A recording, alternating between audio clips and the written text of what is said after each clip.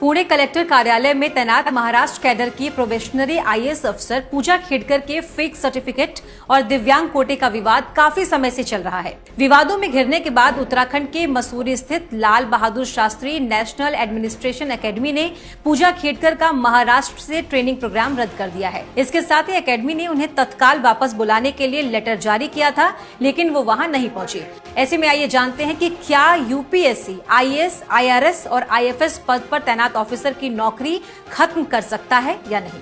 UPSC की परीक्षा देश की सबसे कठिन परीक्षाओं में से एक है। हर साल लाखों कैंडिडेट्स आईएएस, आईआरएस या फिर आईएफएस पद के लिए कड़ी मेहनत करके एग्जाम देते हैं, लेकिन कुछ ही इस पद तक पहुंच पाते हैं।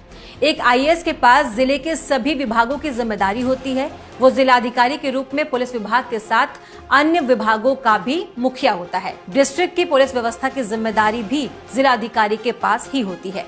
ऐसे में आईएएस कोई गड़बड़ी अगर करता हुआ पाया जाता है तो उसे पद से आसानी से नहीं हटाया जा सकता। इसके लिए पूरी जांच की जाती है।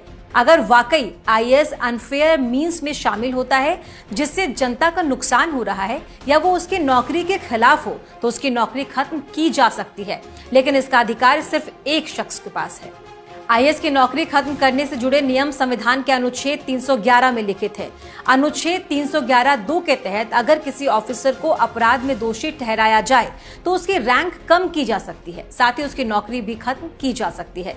इन प्रावधानों के तहत बर्खास्त किए गए सरकारी कर्मचारी राज्य प्रशासनिक न्यायाधिकरण या केंद्रीय प्रशासनिक न्यायाधिकरण, न्यायालयों जैसे न्यायाधिकरणों में जा सकते हैं।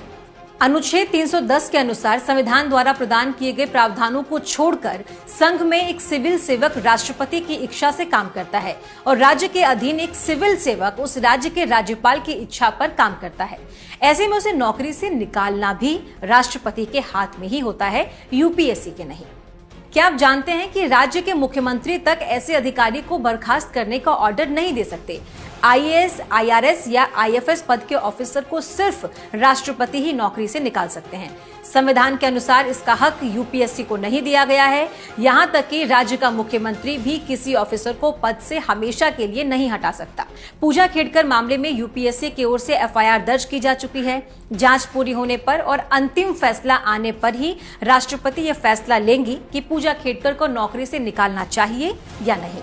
राज्य सरकार के पास आईएएस को सस्पेंड करने का अधिकार है, लेकिन उसकी भी कुछ शर्तें हैं। वैसे राज्य सरकार के पास आईएएस ऑफिसर की नौकरी से निकालने का अधिकार उसे नहीं है, लेकिन उसे निलंबित करने का अधिकार जरूर है। अगर राज्य सरकार आईएएस जैसे किसी ऑल इंडिया सर्विस अधिकारी को सस्पेंड करती है तो उन्हें 48 घंटे के अंदर कैडर कंट्रोल अथॉरिटी को लेटर भेजकर इसकी जानकारी देनी होती है।